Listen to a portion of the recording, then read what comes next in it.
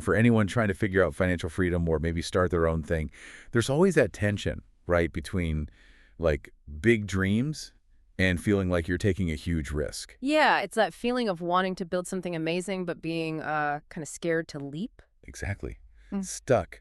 But today, we're trying to cut through some of that noise. We are. We're diving into a mindset that actually reframes risk. It turns it into, well, opportunity.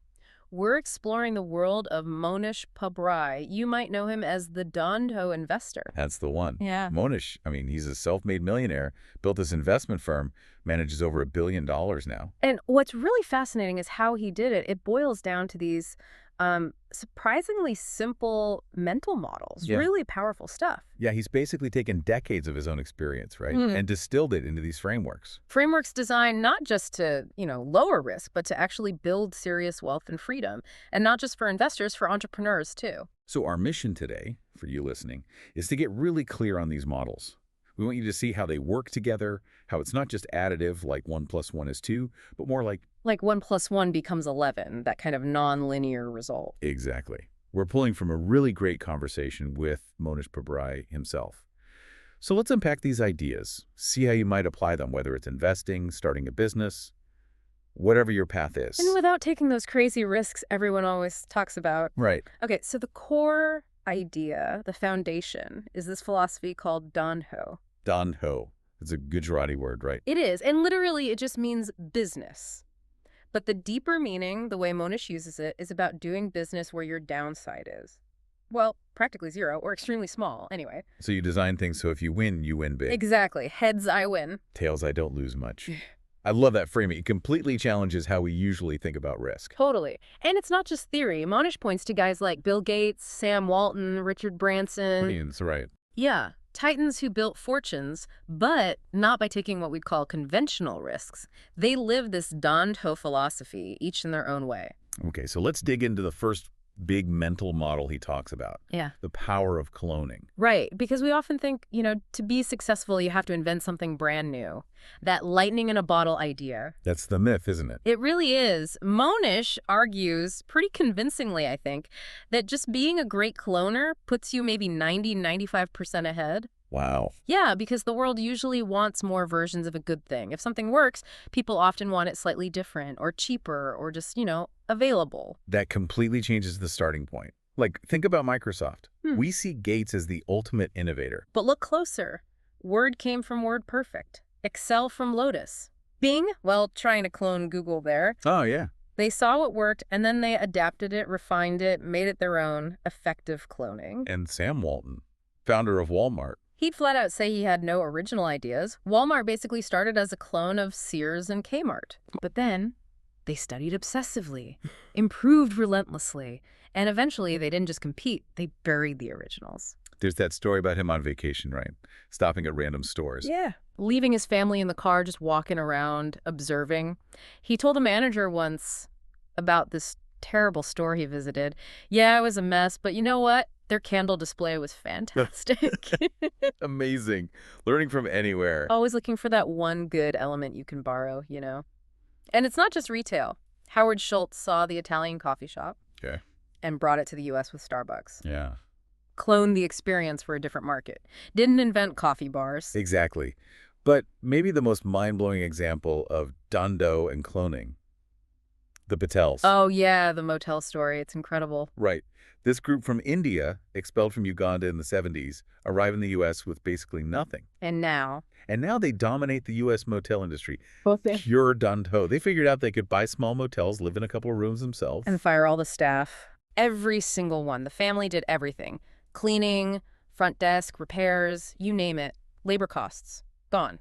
Plus, simple living, vegetarian diet, their expenses were rock bottom. So they could just undercut everyone on price. Dramatically. If others charged $25, they'd charge $19. Occupancy went through the roof. Save the money, buy the next motel, send a relative. And repeat, it's staggering. They're what, 0.1% of the population? Something like that. Owning 80% of the motels. It's just a perfect example of heads I win, tails I don't lose much. Clone a model, then optimize the heck out of it. So if you minimize risk like that, what does it say about the whole entrepreneur as daredevil idea? Exactly. That brings us straight to mental model number 2, which is basically Entrepreneurs don't take risk.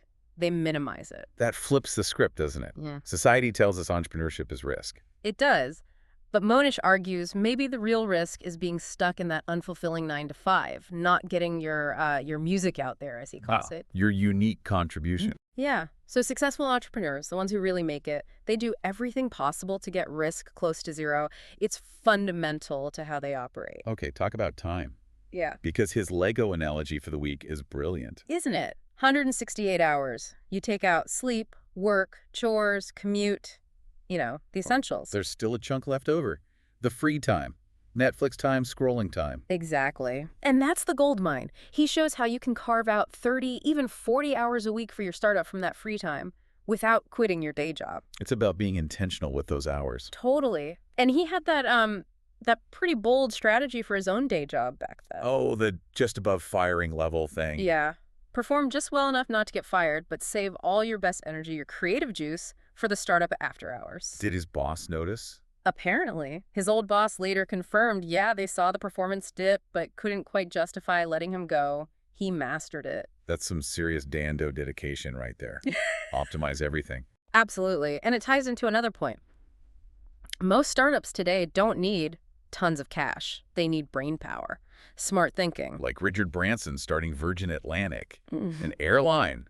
That needs a jumbo jet. Right. Costs a fortune, $150 million maybe. But Branson did it with, quote, zero capital and zero risk. Hours. Creative thinking instead of capital. He bugged Boeing relentlessly until they agreed to lease him a used jumbo that was just sitting there.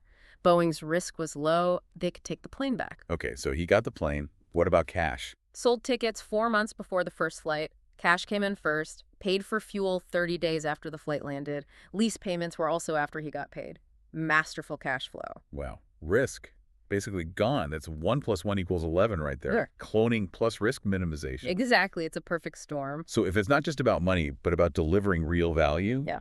then logically the next thing is you got to listen to your customers, right? You can't just cook up ideas in your head. No ivory towers allowed. Your first idea. It's probably not quite right. Maybe not even close. So you need rapid prototyping. Get something out there fast. Show it to real people. Get feedback. Iterate.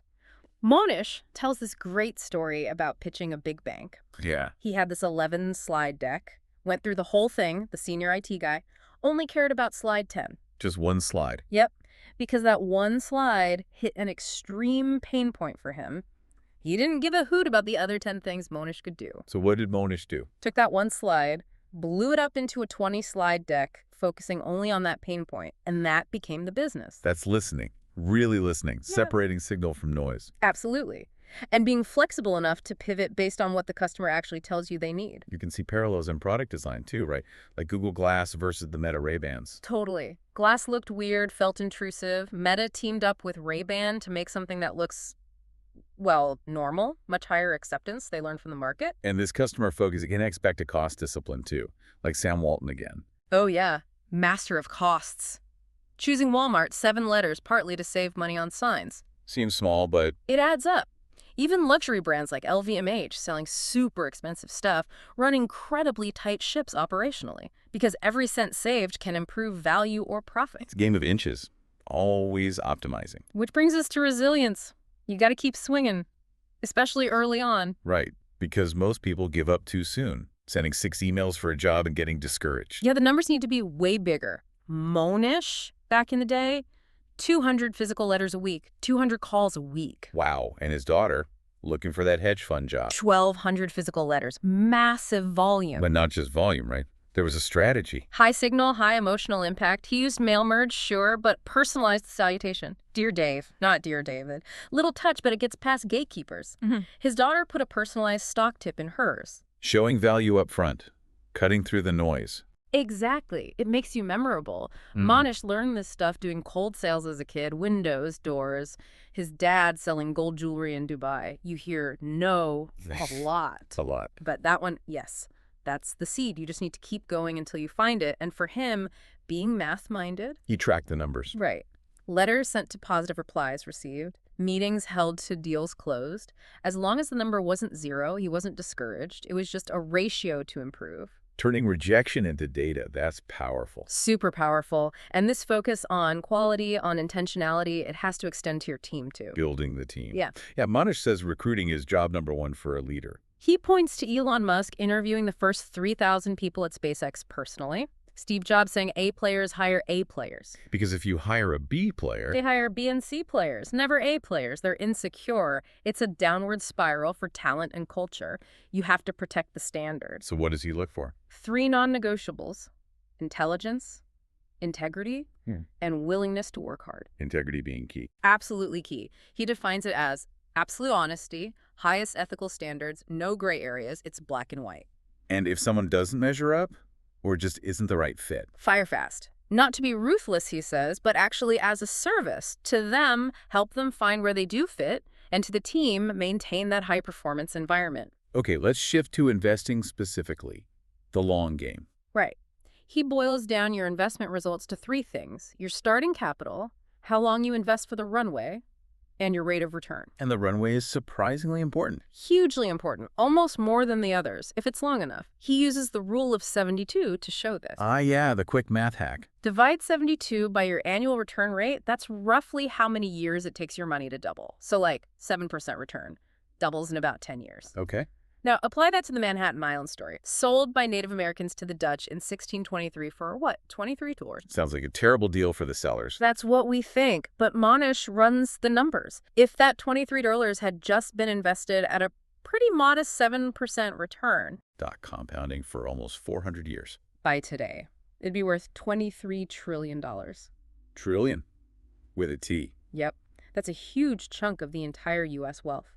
It just shows if your runway is long enough, the starting amount barely matters. Even the rate of return, within reason. Compounding is magic, non-linear, hockey stick growth. Mind blown. Okay, so practical takeaways for us. First, pretty basic but crucial. Spend less than you earn. Save that first dollar, not the last one left over. Got it. Second. Start young, as early as possible. Give compounding the maximum time to work. Makes sense. And what should people invest in? Keep it simple for most folks. Broad index funds, S&P 500 tracker, or just buy Berkshire Hathaway stock and let Buffett and Munger handle it. Aim for steady, long-term growth. Don't chase the next hot stock, the next NVIDIA. And definitely don't day trade. Absolutely not. He says day trading makes money for the broker, not for you. You won't find day traders on the Forbes 400 list. It's just not a path to real wealth. So if you're not trading frequently, what's the approach? Fewer bets, big bets, infrequent bets. He loves Buffett's punch card idea. Imagine you only get 20 investment decisions in your entire life. You'd think really hard about each one. Exactly. You do deep research, have high conviction. Yeah. Because the reality is something like 4% of companies generate almost all the market returns over time. You need to find those winners. And when you find one, a multi-bagger. You circle the wagons like pioneers protecting their camp. Once you own a truly great company, you hold on. Never sell. Monish says his biggest mistakes weren't buying losers, but selling winners too soon. Like selling Fiat Chrysler. Yeah, which owned 80% of Ferrari. He sold way too early. A multi-billion-dollar mistake of omission. Ouch. Okay, let's zoom out again. Beyond just business or investing tactics, finding your calling. Yeah, this is fundamental for Monish. Starting something shouldn't just be because you hate your job or you want to get rich quick. It needs to come from finding your music. Your purpose. Something you genuinely believe the world needs. Your unique contribution. He uses Bill Gates leaving Harvard as an example. Easy decision for Gates, apparently. Because he saw the future of software for personal computers. It wasn't about money. It was his calling. He had to do it. And this idea connects to Adam Grant's work on givers and takers. Exactly. Monish is a big believer that the givers people focused on helping humanity, providing value without expecting an immediate return, they end up being the most successful. The universe conspires to help them. Kind of, yeah. You build trust, reputation, a network. It creates this powerful moat around you, making future bets, those Don-ho bets, even lower risk.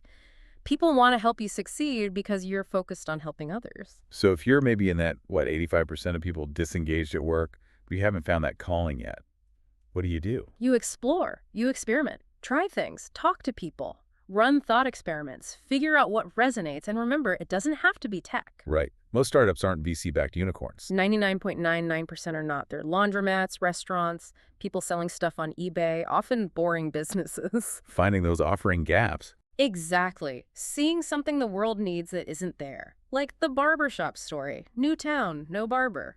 Barber from another town starts visiting once a week, Charges a premium for convenience. fills up instantly, eventually moves there full time, met a clear need, minimal risk. Classic John Doe. And then you build a moat. A durable moat, like a castle's defense. Customer loyalty is a huge one. That barber's regulars, they're not going anywhere easily. And membership models, like Costco, Amazon Prime. Powerful moats. Monish mentioned Bill Gates calling that model almost illegal because it locked customers in so effectively. That loyalty becomes incredibly valuable. It really does. Makes you think about companies like Apple, though. Yeah, Monish sees Apple as very founder-driven. Lots of innovation under Steve Jobs, maybe less sense. Is there a long-term risk there? Potentially, if the way we interact with tech fundamentally changes, moves beyond the smartphone, will Apple lead that next wave? Or will someone else disrupt them? It's a question mark. Interesting. Contrast that with IKEA. Right. He loves two principles from IKEA's founder. One, no debt, ever. Build every store from profits. Rock-solid finances, even if growth is slower. And the second. Constant innovation. The rule was, no two IKEA stores can be the same. Forces you to rethink, improve, innovate incrementally with every single new project. Building the moat through continuous improvement. Smart. Very smart. Okay, so let's try and wrap this up. Our deep dive into Monish Pabrai's world. The big takeaway seems to be that financial freedom, building wealth, it doesn't have to mean taking massive, scary risks. Not at all. It's about applying these specific mental models. Cloning what works. Minimizing risk to almost nothing. Listening obsessively to customers. Putting in the effort, the sheer volume sometimes. Hiring A players. Understanding compounding. And making those deliberate Don-ho bets heads I win, tails I don't lose much. Stacking these principles makes the whole thing incredibly powerful. That 1 + 1 = 11 effect. It really reframes the whole journey from one of fear to one of calculated low-risk opportunity. Absolutely. So the question for you listening is, what music are you holding back? And how could just one of these Don-ho ideas help you finally share it, turning those things that feel like risks into smart win-win plays? Something to think about. Definitely. Until next time on The Deep Dive, keep digging.